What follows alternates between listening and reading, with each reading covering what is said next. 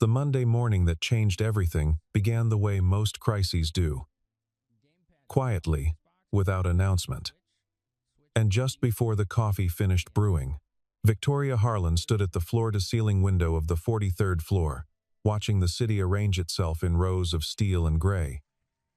She held her phone in one hand and a tablet in the other. Neither device carried good news. Harrison Wolfe, her driver of 4 years, the man who knew her schedule better than her assistant, had been escorted from the building at 7:15 that morning by 2 members of her security team. The evidence was damning and clean. A screenshot of her itinerary for the Meridian acquisition meeting, time-stamped and forwarded to a private address connected to Caldwell Capital, the company her board most feared, the company circling them for the better part of 6 months. "We need someone today," said her assistant, Dana Reeves, from the doorway. Dana was 28 and efficient to the point of being unsettling. She carried a clipboard in an era when everyone else used tablets, which Victoria respected. "The afternoon run to Blackwood Partners is at 2.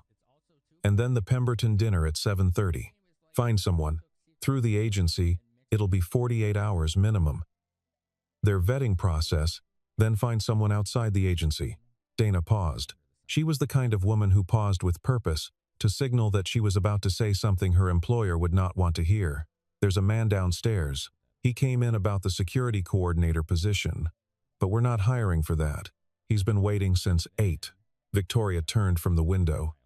"Why are you telling me about a man who came for the wrong position?" "Because before he waited, he flagged to our front desk that a silver Audi had been idling across the street for 42 minutes with its engine on. He wrote the plate number on a card and asked them to pass it along." Dana held up a small white card. "Security ran it. The car is registered to a shell company with known ties to Caldwell's private intelligence unit." A silence fell over the room that had a specific quality. The kind that comes just before a decision gets made. "Bring him up," Victoria said. His name was Daniel Carver. He was 38, though he looked both younger and older depending on how the light hit him, younger in posture and stillness, older around the eyes. He wore a plain dark shirt that was clean but not pressed, and dark trousers that fit well enough that they were either tailored from a long time ago or he hadn't changed size in a decade. He carried no briefcase, no folder, nothing. What he did carry was a child. The girl was 7 years old and small for her age. With her father's calm eyes and a serious expression that suggested she found the world endlessly interesting and only somewhat worth commenting on. Her name, Victoria would later learn, was Maisie. She had a sketchbook tucked under one arm. "Mr. Carver," Victoria said, taking in both of them with a single sweep. "Miss Harlan." He didn't apologize for the child. He didn't explain her. He simply introduced her. "My daughter, Maisie. My sitter had a family emergency. I'll find alternate care for her immediately if this becomes an issue." "What position were you applying for?" "Security coordination." A pause. "But I understand that's not open." Victoria studied him for exactly 4 seconds. She had a talent for reading people in increments, a skill she'd developed not in boardrooms but long before them. In a home where reading the room fast was a matter of self-preservation. "I need a driver," she said. "Starting this afternoon." Something shifted in his expression. Not surprise, more like consideration. "That's a step down from what I came for. Temporarily. My regular driver was terminated this morning for leaking my schedule." She held his gaze. "You flagged a vehicle outside in under an hour, without being asked. When you had no reason to believe anyone would care. That's more useful to me right now than a resume." He glanced briefly at his daughter, who had already opened her sketchbook and begun drawing something on the low table near the wall. "What are the terms?" he asked. "Day rate, car provided, immediate start."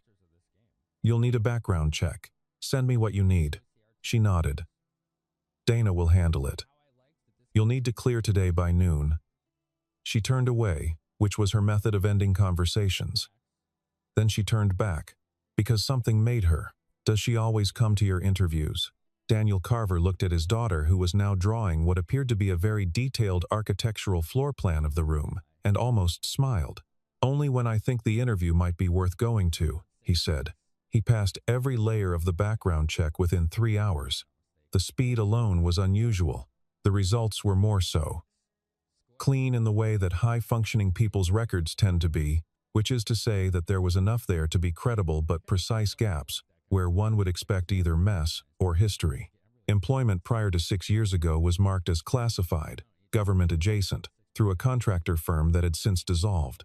No criminal record, no flags, 3 references from a personal protection consultancy in Denver that no longer actively operated. Dana placed the summary on Victoria's desk at 11:48. Victoria read it, set it face down, and said nothing. At 12:05, Daniel Carver pulled the company car around to the private entrance. He was already there when Victoria came down. He was standing outside the driver's door, not leaning against it standing. His posture was the kind that came from somewhere other than military service alone, though that was clearly part of it. He held the rear door open without ceremony. Maisie was not in the car. He had arranged something. Victoria got in, opened her tablet, and for the next 40 minutes said nothing. He said nothing. The route to Blackwood Partners took 22 minutes in normal traffic. He arrived in 19 without speeding, without running any light, by simply knowing which streets to choose. When he pulled into the parking structure, he stopped at a specific pillar and waited. "The entrance is another 60 meters forward," Victoria said, without looking up. "Yes," he said. "Then why have you stopped?"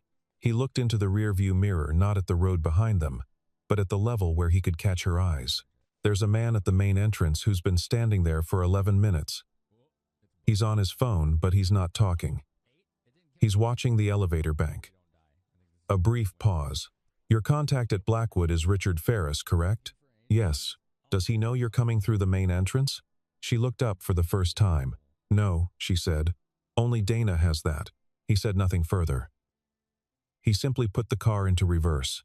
She took the loading entrance. She met Ferris without incident. She signed what needed to be signed and left 40 minutes later through a service corridor that Daniel had walked ahead to check himself while she waited in a maintenance office that smelled of industrial cleaning solution and old carpet. In the car on the way back, she finally asked, "How did you know?" He was wearing a visitor badge, but had arrived before visitor hours open. The badge was generic, the kind facilities use for contractors, not guests. A pause. He was also standing in a position that gave him line of sight to both the elevator and the stairs. That's not where someone waits for a meeting. She looked at the back of his head. Most people would have said something to security. "Security here is outsourced," he said. "If there's a leak in your organization, outsourced vendors are usually one of the first places to look." She let that sit. That evening, she did not go to the Pemberton dinner. She canceled with 3 hours' notice, citing a scheduling conflict, and instead sat in her office with the blinds drawn and made 4 phone calls. One to her general counsel, one to the head of her internal audit team, one to an IT director she trusted completely and had trusted since he'd worked for her 2 companies ago. One to nobody she dialed and then did not press send. The 4th call was to her own number. A test. She had given Daniel Carver a false itinerary that morning. A meeting at a different address, at a different time, with a different firm. A meeting that did not exist. At 7:14 p.m., Dana walked in and placed a single printout on her desk. A Caldwell Capital vehicle had been spotted outside the false address at the exact scheduled time. Victoria stared at the printout for a long time. Someone inside her organization was feeding information in near real time, and the man she had hired this morning on instinct, almost carelessly, because of a license plate written on a card had, without knowing it, helped her design the trap that proved it. She did not tell him this. Not yet. Instead, she began to observe him in the way she observed everything, methodically, with the patience that came from running a company for 9 years and learning that the truth of any situation only revealed itself to those willing to wait it out. He arrived at 7:15 each morning and was gone each evening by the time she released him, which was rarely before 8. He asked nothing about his daughter's arrangements during those hours, and she never saw him check his phone for personal reasons, only for navigation, and only the once. On the 3rd morning, she came down to find him standing beside the car with a cup of coffee in each hand. He held one out as she approached.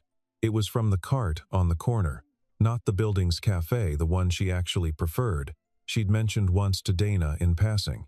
She took the cup without comment. He took no credit. They drove. On the fifth day, a man approached the car at a stoplight. He appeared to be asking for directions, reasonable, harmless. Daniel's window stayed up. The car moved forward on yellow without aggression or haste, precisely enough that the interaction simply ended. He had his phone out, she observed from the back seat. Yes, you think he was photographing the car. I think he was photographing you. She looked at the side mirror. The man had already disappeared. Most drivers would have opened the window, she said. Most drivers aren't hired the same morning their predecessor gets fired for leaking schedules. He met her eyes in the rearview mirror.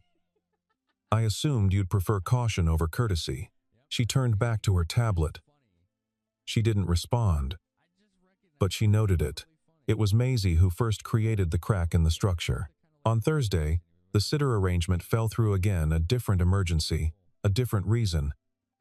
A child's world still unpredictable, even when arranged. Daniel arrived at the building with his daughter beside him, having already called ahead to Dana with an apology. He had alternate arrangements in place for noon, he said. Could she manage the morning? Victoria took the call from Dana at 7:08 and said, "Bring her up." Maisie was installed in the small conference room adjacent to Dana's desk, with a set of colored pencils, her sketchbook, a plate of fruit, and a seriousness of purpose that suggested she had managed waiting rooms many times before. Victoria walked past her once at 9:15. Maisie looked up. "Your building has 6 exits," she said, with the precision of a child reporting on a natural phenomenon. "I drew them all." She held up the sketchbook. The drawing was not a child's drawing. It was recognizable, accurate. The proportions were off, but the spatial logic was sound. She had understood which corridors connected to which, and represented them in 2 dimensions with an intuition that was not typical. Victoria stopped walking. "How do you know about the exits?" "Daddy always counts exits," Maisie said simply. Then she went back to drawing. Victoria stood in the hallway for a moment. She walked to her office. She closed the door. She ran a deeper search that afternoon. Not through standard channels, through a consultant she used for due diligence on high-risk acquisitions. The kind of man who found things that weren't meant to be found. He called back in 4 hours, which was fast even for him. "Daniel Carver," he said, without preamble. Born in 1986, grew up in Colorado. Studied applied mathematics at the University of Denver. Then goes quiet for almost 10 years. Government contract. Work. Sealed. What I can tell you is the contractor he worked through, Ashwood Security Group. Ashwood handled protection and intelligence operations for senior government officials and selected private clients from 2009 to 2018. Tier 1 work. The people they placed were not driving cars. A pause. He left Ashwood in 2018.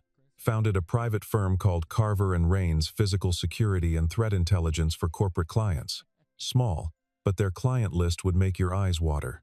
They handled 2 Fortune 100 companies and 1 foreign embassy. Another pause. The firm dissolved in 2020. Why? His wife died. Cancer. Rapid onset. She was gone in 5 months. A long pause. He liquidated everything. Took his daughter, and disappeared from professional records entirely. What he's been doing for the past 4 years is not clear. Nothing illegal. Just quiet. Victoria sat very still. "Thank you," she said.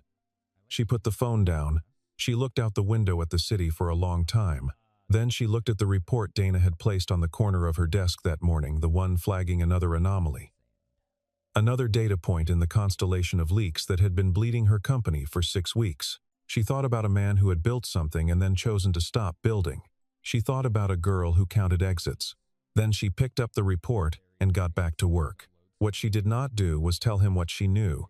Not because she didn't trust him, because she wasn't sure how to factor in the shape of his absence, what it meant that a man capable of all of that had chosen this.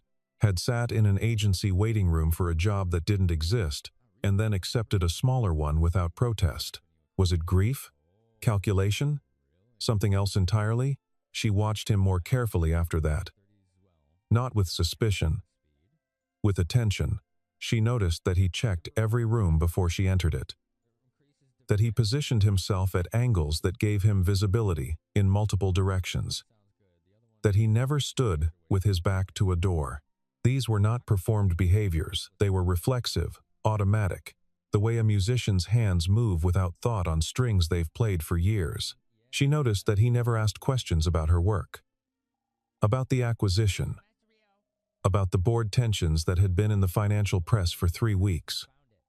He didn't read those things for information. He read them. She caught him once with a headline visible on his phone, the way someone reads a landscape. Oriented himself, noted the terrain, and moved on. He cooked dinner for his daughter every night. She knew this because once, returning to the parking garage for a forgotten tablet at 8:15, she heard him on a call. Quiet, patient, walking through the steps of a pasta dish with Maisie on the other end, who appeared to be attempting dinner preparation with only partial success and full confidence. He didn't know she'd heard. She didn't mention it. But something shifted in the architecture of her impression. The break came on a Wednesday, 11 days in.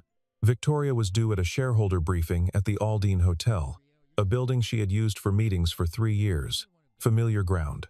Standard route. Nothing to flag. They were 6 blocks from the hotel when Daniel said, without any change in tone, "Don't reach for your phone." She didn't. Why?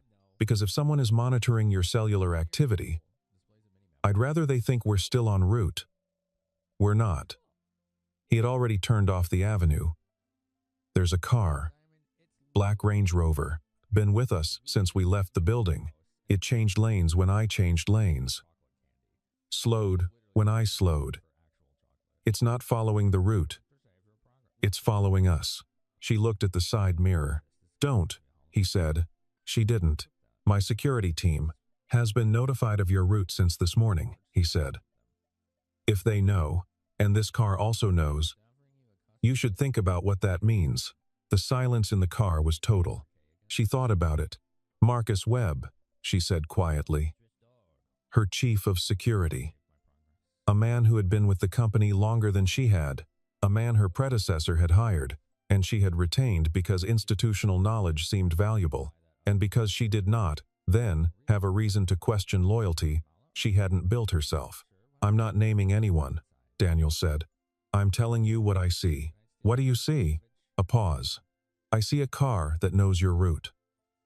I see a briefing that 4 people in your organization know about.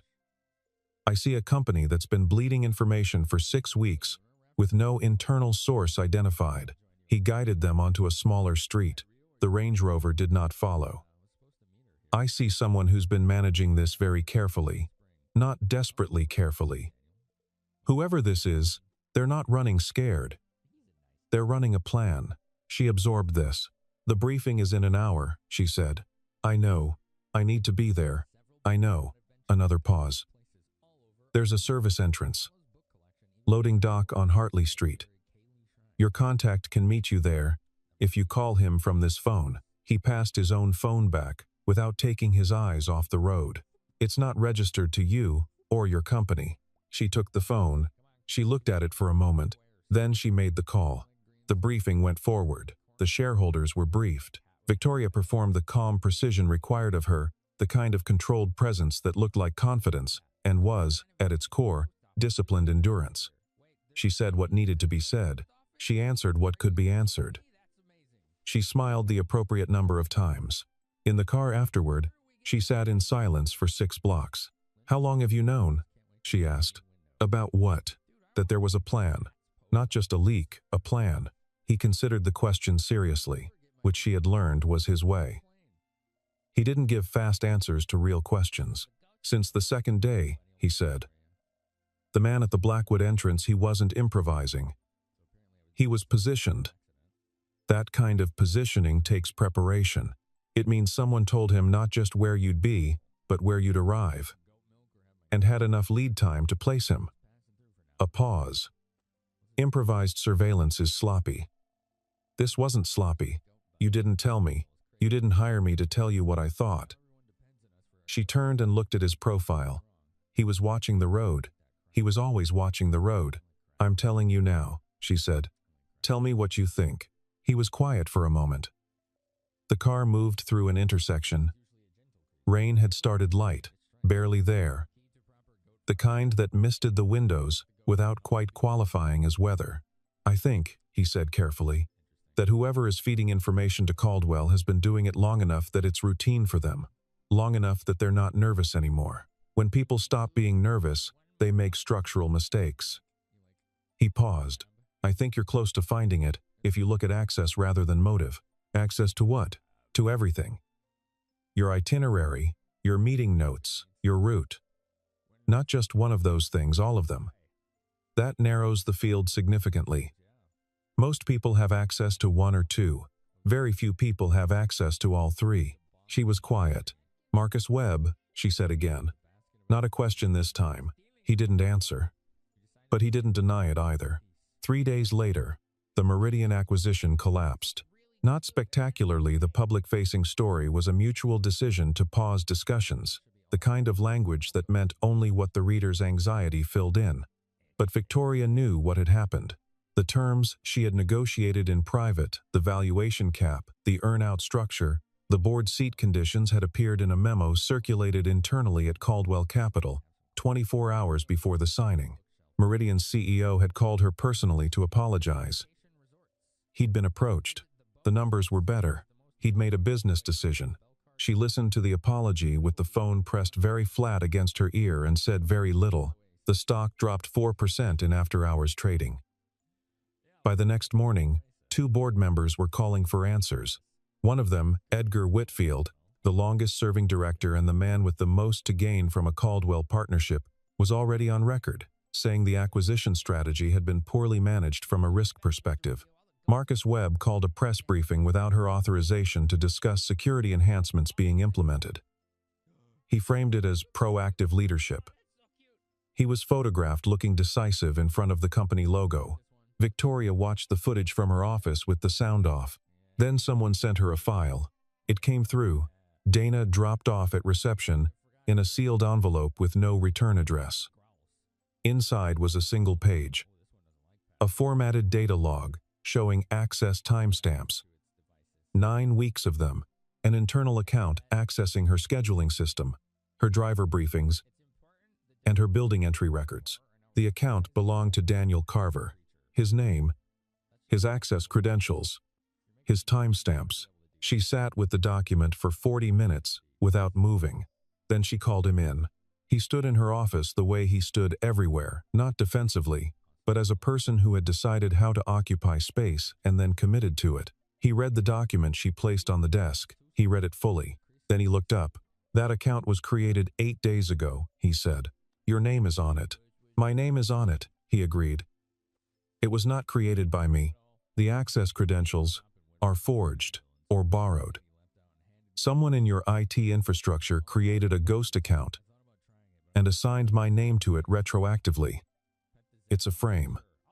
He said this without urgency, without defensiveness, with the flat precision of a person identifying a category of problem they have encountered before. "It's a good one. It would convince most people." "It's convincing me," she said. "I know." A pause. "What would you like me to do?" She looked at him. Something about his stillness made the room feel very large and very quiet. "I'm going to need to let you go," she said. "Until this is resolved." He nodded. "Once you understand this might not be resolved," he said. "If the same person who created the account controls the investigation, I understand." He picked up his jacket from the arm of the chair. He paused at the door. "The access logs are time-stamped," he said. "The actual server logs, not the summary, will show source IP addresses for each entry. If they're all routed through the same internal terminal, that's your answer. It's in the building's network archive." Another pause. "Dana has admin access. She would know how to pull them." He left. She sat very still. Then she called Dana. The next 6 days were the worst of the quarter. Not because of the stock price, though, that continued to slide. Not because of the board, though. Whitfield was now openly calling for a leadership review. It was worse because the quality of the threat changed. Without Daniel in the building, Without his particular quality of attention, things that had been quietly managed began to unravel. A meeting with a potential white knight investor was ambushed. A journalist from a financial outlet appeared in the lobby of the hotel, tipped off, asking for a statement. The investor left. The story ran the next morning, framing the meeting as a desperate search for rescue capital. The framing was Caldwell's language. She recognized it. Her car was followed again. This time, nobody caught it early. The tale lasted 40 minutes before her security team noticed.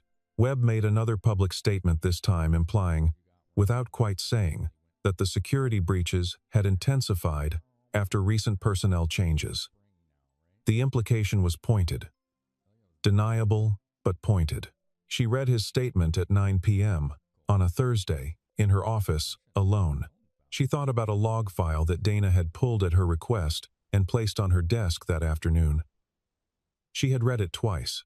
The source IP addresses for all 9 weeks of unauthorized access were consistent, routed through a terminal in the Security Operations Center on the 4th floor. Webb's floor. She closed her laptop. She sat in the dark for a moment. Then she put on her coat and left the building. His address was in the employment file.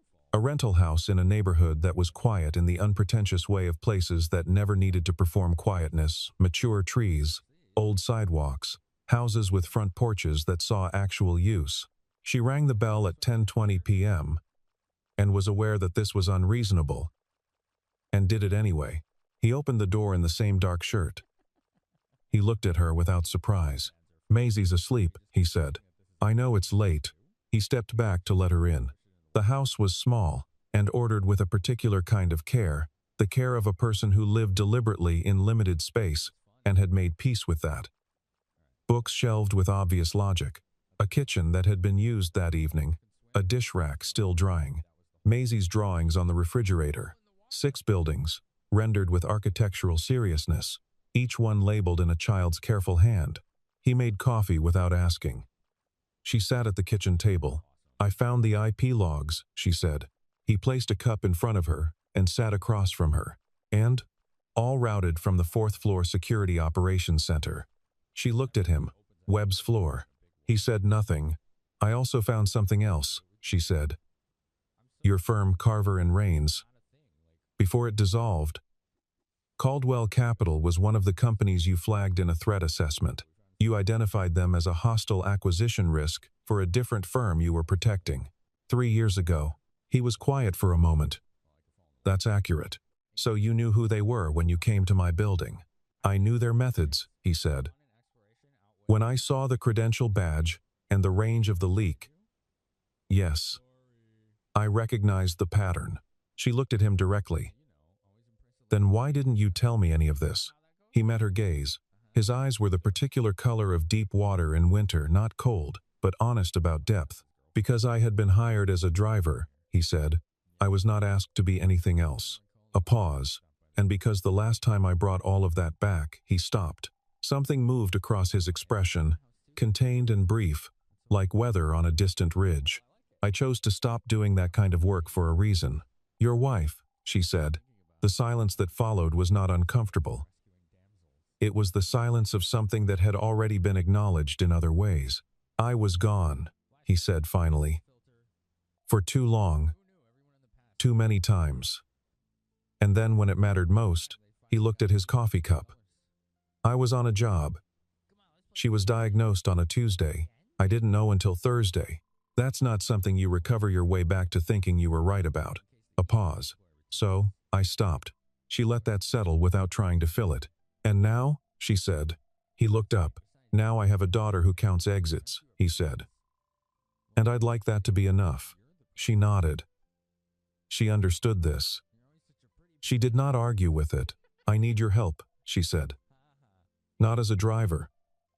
As what you actually are." He studied her. "The board meets Friday," she said.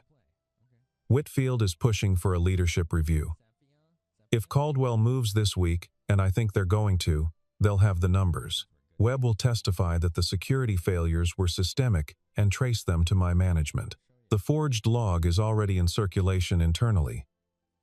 I have 48 hours before the story they've built becomes the only story." "What do you need?" I need the real logs presented at that board meeting. And I need someone who can explain what they mean in a way that's impossible to dismiss. She held his gaze. Not a lawyer, not a consultant, someone who can walk into that room and make it clear, in 40 minutes, that what happened here was a deliberate, coordinated intelligence operation, and that there is a senior employee in this company who ran it. He was quiet. Somewhere in the back of the house, Maisie shifted in her sleep a small sound, a child's sound. The sound of a person for whom the world was still mostly safe.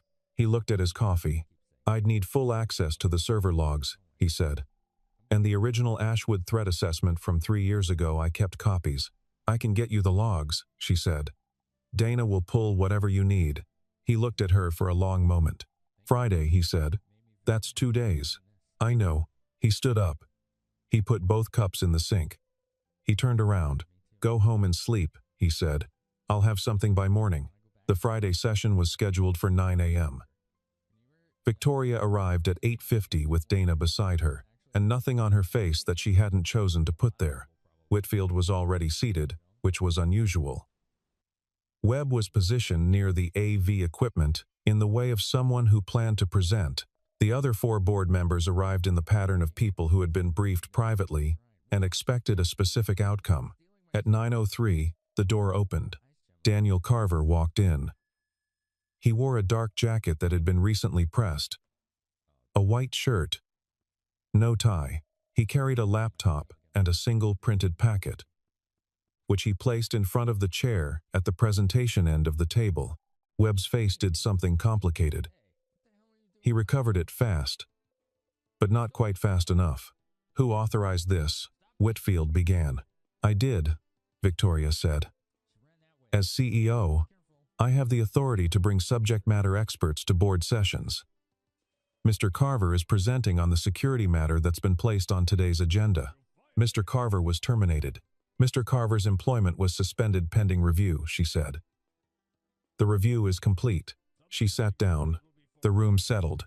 Daniel opened the laptop. He did not preamble. He did not thank anyone for their time or acknowledge the tension in the room. He simply began.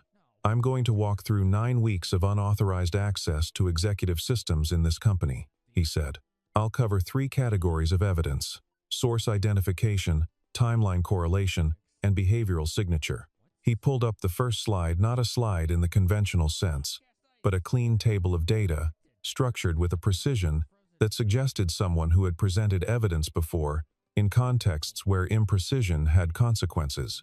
The access logs you've been shown, the ones bearing my name, were created through a ghost account established 8 days ago.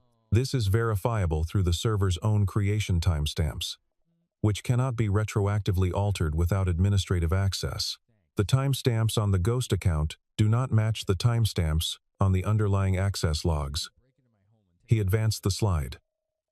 Here are both sets of timestamps.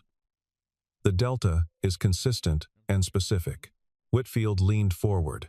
Anyone could generate this kind of. The source IP addresses, Daniel continued, without raising his voice or breaking pace, for all access events over the 9-week period route through a single terminal. Building Registry Terminal ID 4SECOPCORE12. That terminal is located in the Security Operations Center on the 4th floor. He advanced the slide again. This is the access card log for that room.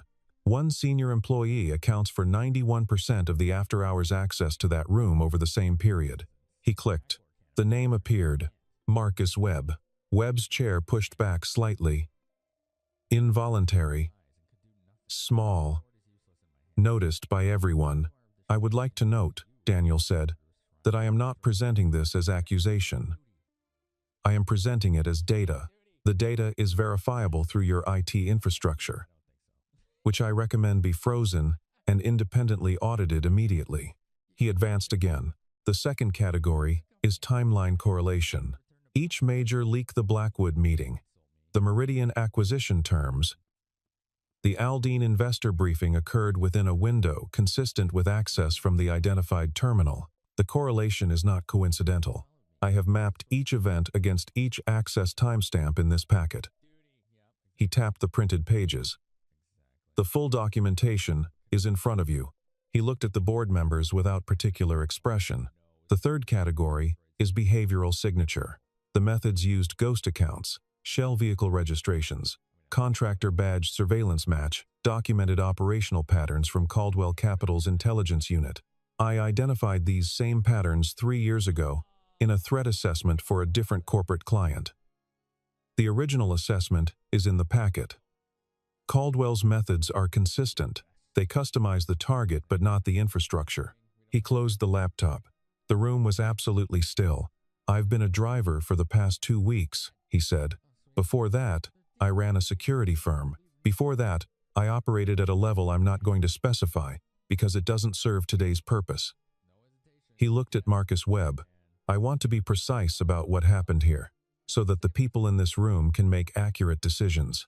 What happened here was a coordinated action to weaken this company's leadership and manufacture a board crisis sufficient to facilitate an acquisition. It has been running for 9 weeks. It has a human source inside this building. The evidence points clearly to that source. He picked up his jacket. That's everything I have, he said. The rest is your decision. He walked to the door. Mr. Carver, Whitfield said. His voice had lost whatever authority it had entered the room with. How long would you say this operation has been in preparation? Daniel paused at the door. He considered the question. Long enough that someone bet heavily on you not finding out.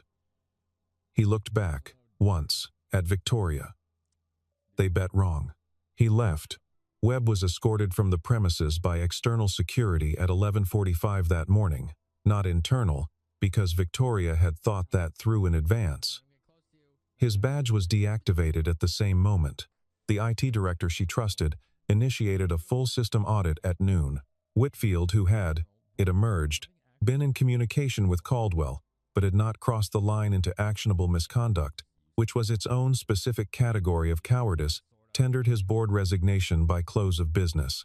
The Caldwell vehicle that had been parked intermittently outside the building for 2 weeks did not appear the following Monday. She found him on Saturday afternoon. He was at a park 2 blocks from his house, not a manicured park, but the kind with old equipment and mature oaks and the particular democratic quality of public space that doesn't ask you to perform anything. Maisie was on a climbing structure with the focused intensity of a small engineer conducting a structural assessment. Victoria sat down on the bench beside him. She was not in work clothes. She was wearing jeans and a jacket that was more expensive than it looked, which was not the same as being casual, but was closer to it than she usually managed. She told me, Maisie called down from the structure, without looking at them, that you were going to offer you a job. She? Victoria said. Donna. Maisie, Daniel said, evenly. I'm just saying. She disappeared around the other side of the structure. Victoria looked at the ground for a moment. Then she looked at him. I was going to offer you a job, she said. I know. Head of security. Or an advisory role, if you prefer more autonomy. The compensation would be significant. He nodded slowly. He was watching his daughter move through the climbing structure with the particular attention of a parent who trusts their child to take appropriate risks and wants to be present for them. No, he said. She had expected this. She had prepared for it. She had still hoped for a different answer. The work you did was something I was willing to do for a specific reason, in a specific situation, he said. That's not the same as being willing to do it indefinitely. He paused. I've had jobs where the work consumed everything. I was very good at those jobs. I was not particularly present for the things outside them. He watched Maisie reach the top platform and stand there, looking out at the park with proprietary satisfaction. I made a decision about that. I understand, she said. She meant it. I'll help you, he said. If something specific comes up, something that actually requires what I'm able to do. Not as a retainer, not as an employee. As someone who chooses, when it matters. She looked at him. That's a very specific offer, she said. It's the one I'm able to make. She thought about it. It was not what she had come to ask for. It was also, possibly, more honest than what she had come to ask for. All right, she said. Maisie came down from the structure at speed and ran directly to the bench. She looked at Victoria with open assessment. "Did she say yes?" she asked her father. "She said all right," he said. "That's the same thing," Maisie said, with the confidence of someone whose dictionary had no room for nuance, and then ran back to the structure. Victoria almost laughed. It was a real, almost close enough to feel the pull of it. "She counted 6 exits in my building," Victoria said. "7, he said. "She counts the service elevator separately. She's not wrong to." "No." A pause. "She's not wrong about most things. It's occasionally inconvenient." The afternoon light shifted through the oaks. The park continued its Saturday life around them. A dog, a bicycle. The distant sound of a child insisting loudly on something. "My assistant," Victoria said carefully, "has mentioned that Maisie's school is close to our building." He looked at her. "It would be a reasonable route," she said. "If someone were going that direction in the morning." He was quiet. "I don't need a driver," she said. "I'm being clear about that." That's not what I'm saying." "I know what you're saying," he said. The silence between them had a quality she recognized from the best conversations, the kind where the absence of words doesn't mean absence of meaning, but the opposite. "Monday," he said finally. "If traffic is reasonable." She nodded. She did not make a formal thing of it. She looked at the park. He looked at the park. Maisie made an announcement from the top of the climbing structure about the structural integrity of the third rung that nobody had asked for, but that was probably useful information. And the afternoon continued, quiet and ordinary and very gently beginning.